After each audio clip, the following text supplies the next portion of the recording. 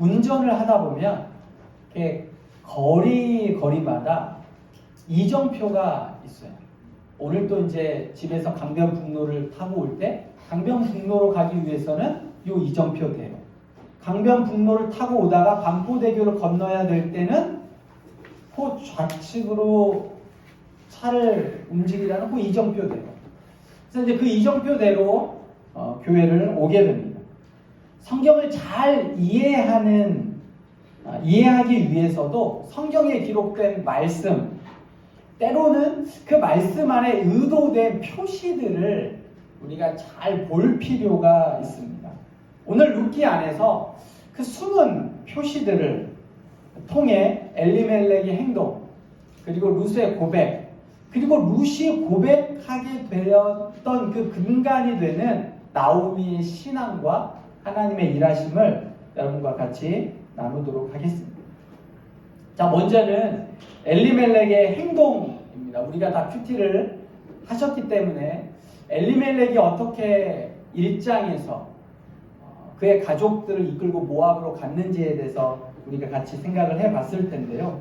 이 엘리멜렉의 행동, 정확하게 우리가 다 알 수는 없지만 왜 그랬을까라는 부분들을 좀 같이 생각해 보려고 합니다.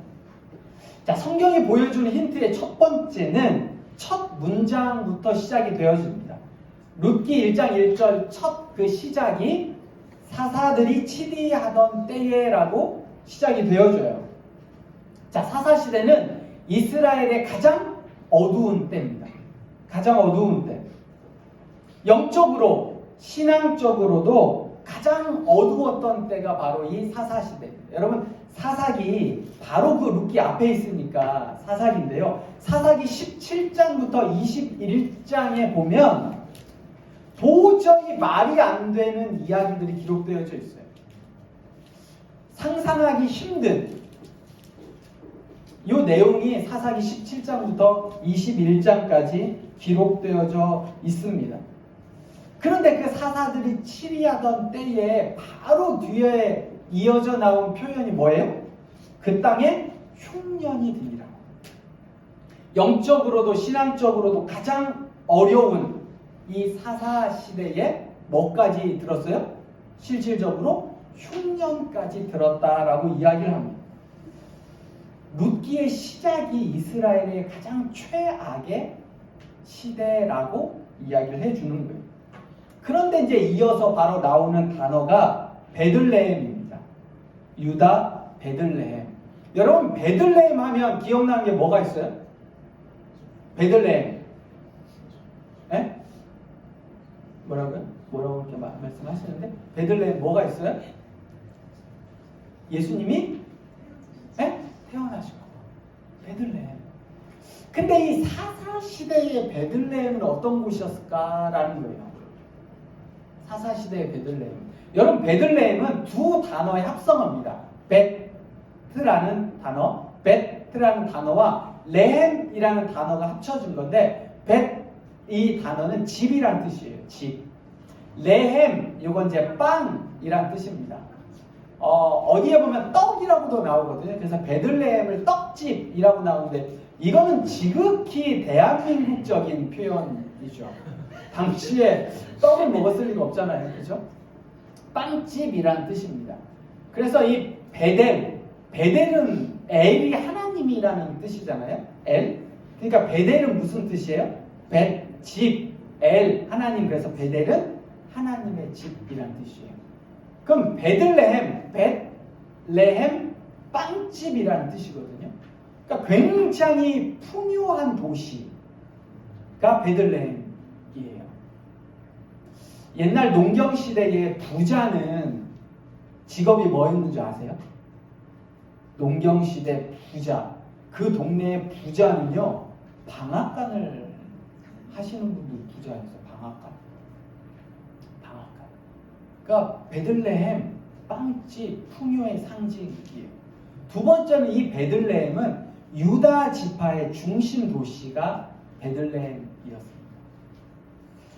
그래서 당시에 유다 지파는 가장 강력한 사사시대의 지파였고요. 그 지파의 중심 도시가 베들레헴이었어요. 훗날 다윗이 예루살렘을 정복해서 예루살렘의 수도를 세워서 모든 정치, 경제, 문화가 이제 예루살렘으로 이동을 하게 되지만 그 전에는 사사시대에는 베들레헴이 가장 중심 도시였다. 이스라엘이 가장 중요하게 여기는 게 믿음이고 신앙이라면 베들레헴은 유대 지파의 정치, 경제, 문화를 비롯한 신앙의 가장 중심 도시가 되는 곳이 베들레헴이었어요. 자, 그런데 그 베들레헴에 한 사람이 이렇게 이제 등장을 합니다. 베들레헴에 한 사람이 등장을 해요. 근데 그 사람이 가족들을 이끌고 어디로 갑니까? 모압으로 가요. 믿음이 있는 일반적인 유대인들이라면 그때 당시 이렇게 묻는 거죠.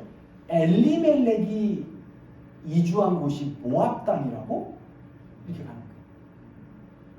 아니, 그것도 베들레헴에서 모압 땅으로 간다고?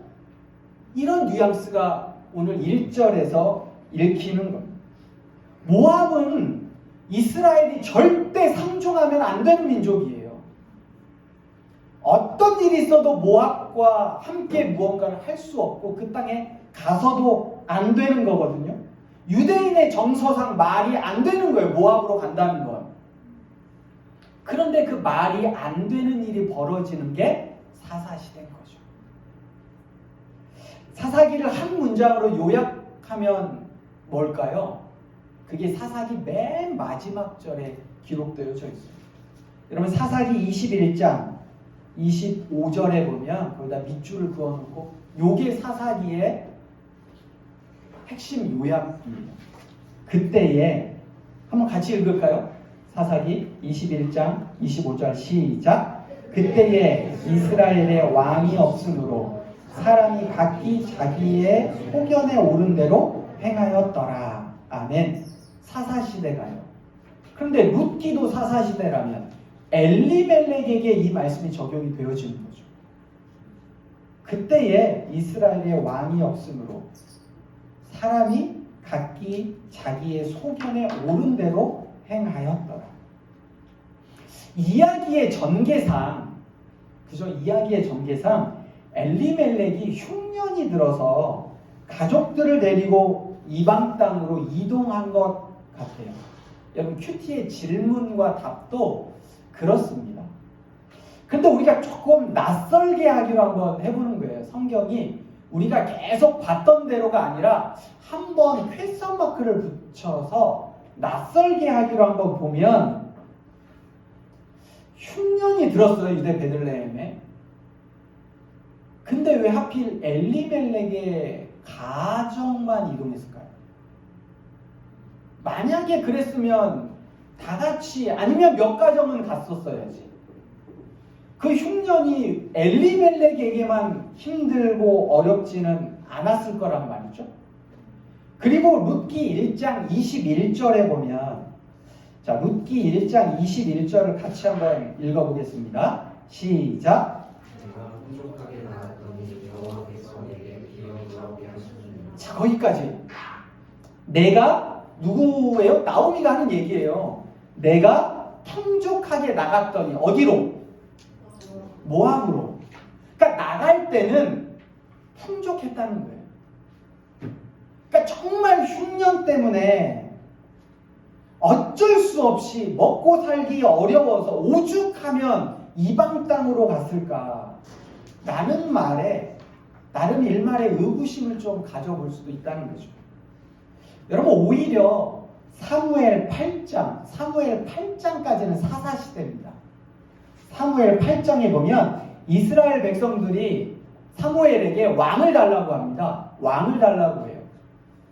근데 그 왕을 달라는 그 뉘앙스의 말에 중요한 포인트가 있는데요. 여러분 사무엘상 우리가 이제 곧 사무엘상을 또 큐티를 해야 되기 때문에 사무엘상 8장 5절을 한번 보실래요?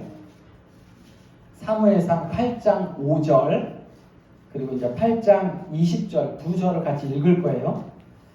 이스라엘 백성이 왜 왕을 달라고 했는지 그 이제 이 질문을 제가 던지고 여러분이 답을 찾으시는 거예요. 자, 8장 5절을 같이 읽습니다. 시작. 그에게 이르되 보소서 당신은 늙고 당신의 아들들은 당신의 행위를 따르지 아니하니 모든 나라와 같이 우리에게 왕을 세워 우리를 다스리게 하소서 한지라. 아멘. 20절 같이 읽습니다. 시작. 우리도 다른 나라들 같이 되어 우리의 왕이 우리를 다스리며 우리 앞에 나가서 우리의 싸움을 싸워야 할 것이니이다 하는지라. 아멘. 이스라엘 백성들이 왜 사무엘에게 왕을 달라고 했어요? 왜요? 5절과 20절에 반복되는 표현 하나가 있어요. 왜 왕을 달라고 했어요? 에? 다스리게. 그렇죠, 그렇죠. 왕이 다스리는 거니까. 근데 의도가 있단 말이죠. 이스라엘 백성이 사무엘에게 왕을 달라고 한 의도가 있어요. 다른 나라 같이, 다른 나라 같이.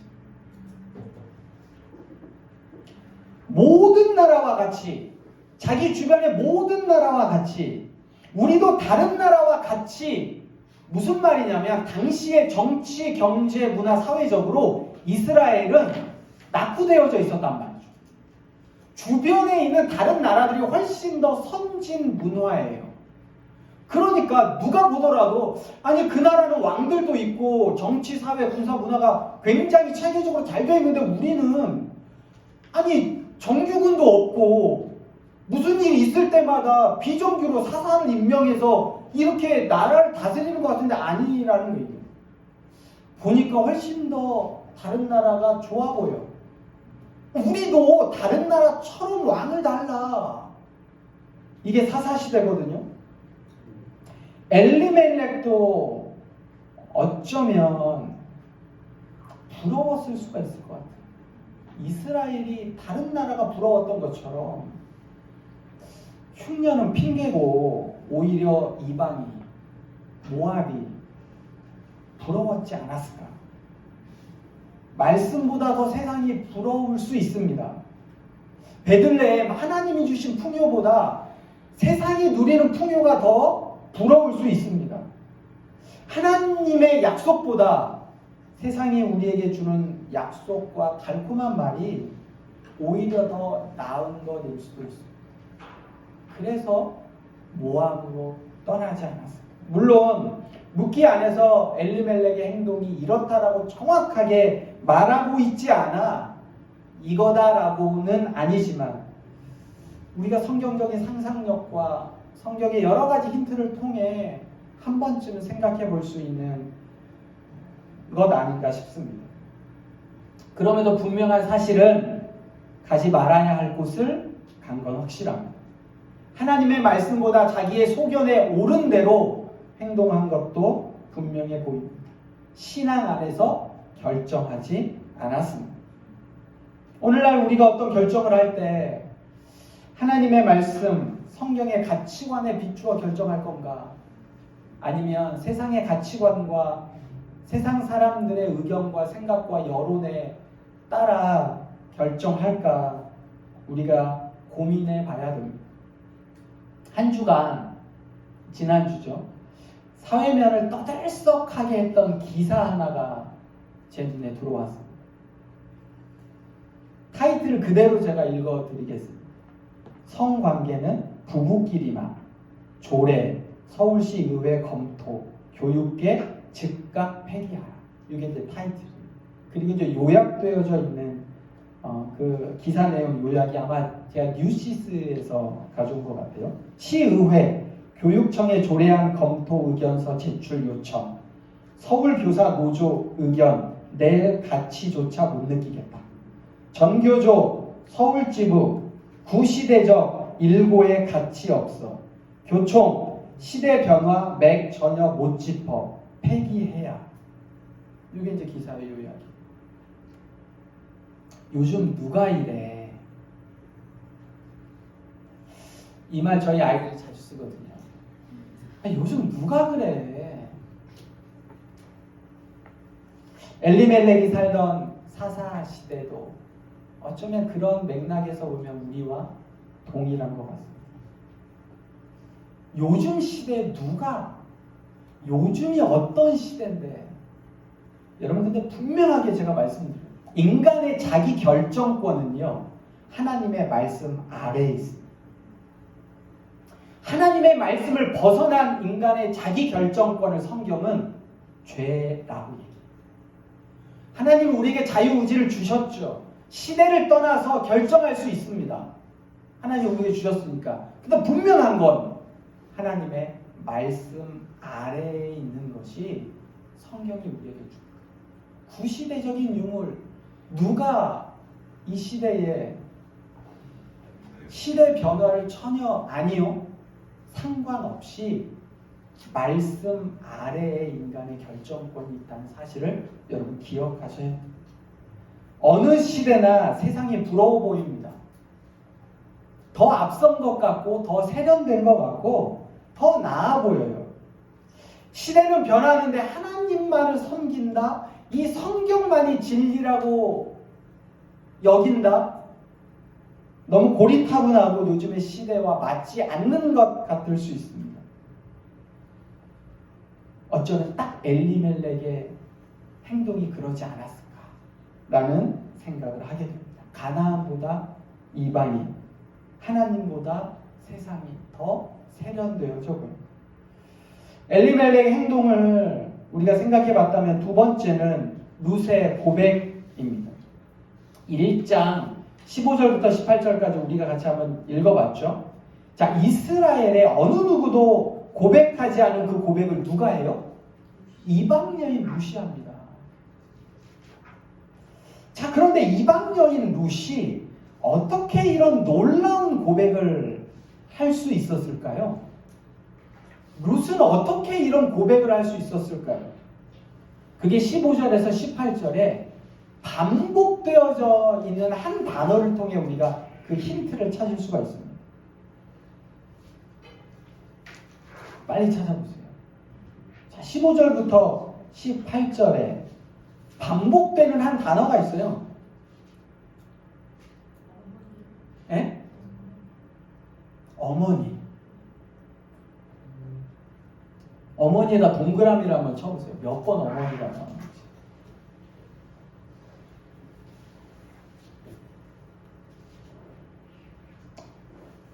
내게 어머니를 떠나 어머니를 따르지 말고 돌아가라. 강권하지 마옵소서. 어머니께서 가시는 곳에, 어머니께서 머무시는 곳에, 어머니의 백성이, 어머니의 하나님이, 어머니께서 죽으시는 곳에 어머니를 떠나면, 자, 이 어머니는 누구예요?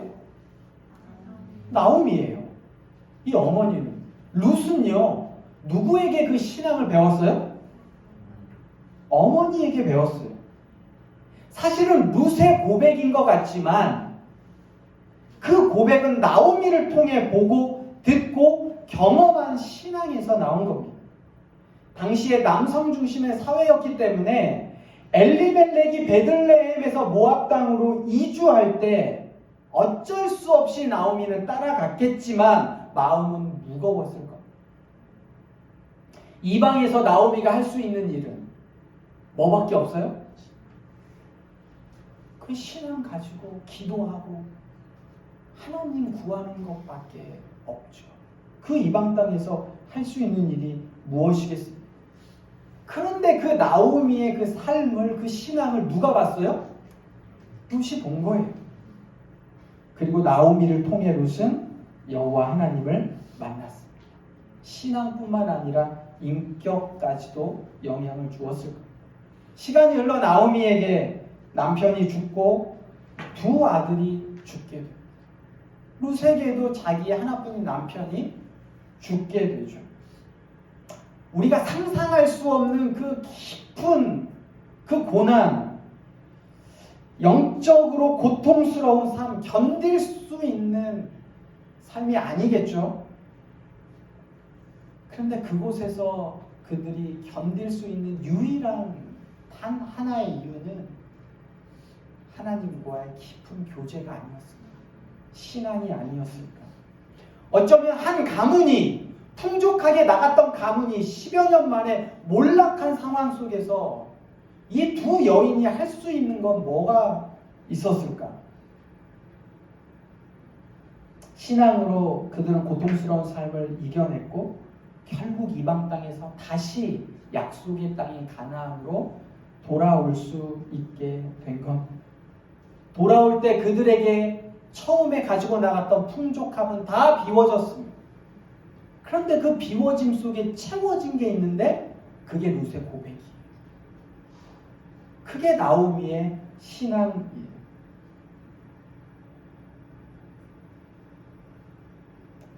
우리가 세상적으로 가지고 싶은 게 있습니다. 채우고 싶은 게 있어요. 도달하고 싶은 게 있어요. 그런데 이게 하나님의 말씀이 아니라 하나님의 뜻이 아니라 우리의 소견에 옳은 대로였다면 하나님이 비우세요. 그러니까 너에게 특별히 신앙인들에게 원하지 않는 거면 이루어지지 않는 거면 하나님이 비우시는 거죠. 그리고 하나님이 다시 채우시는 거예요. 그게 뭐예요? 그게 신앙이고 그게 믿음이에요. 나오미가 룻이 고백했던 그 고백이 정확하게 이겁니다. 말씀을 마치겠습니다. 큐티의 예습을 통해 우리가 봤죠. 룻기의 주인공은 누구예요? 나오미예요. 어쩌면 그 나오미의 그 이방 땅에서의 그 신앙, 그 믿음, 그곳에서 하나님을 만날 수밖에 없었던 그 신앙의 고백들, 그 평범했던 영웅이 아닌 그 한 여인, 그 여인을 통해 룻이, 그리고 그 룻을 통해 보아스가, 그리고 오벳이, 다윗이, 구속사의 역사는 계속 이어질 수 있었습니다. 화려한 세상, 세련된 문화, 바쁘고 분주한 일상, 그리고 나를 즐겁게 하는 수많은 것들이 우리 앞에 놓여 있습니다. 그럴 때 엘리멜렉은 그것을 쫓아갔지만 나오미를 통한 룻의 고백은 그럼에도 불구하고 그 비워진 것을 채우는 하나님의 말씀이고 믿음이고 신앙인 줄 믿습니다. 무엇을 쫓을 거냐? 무엇을 내 마음에 쌓을 거냐?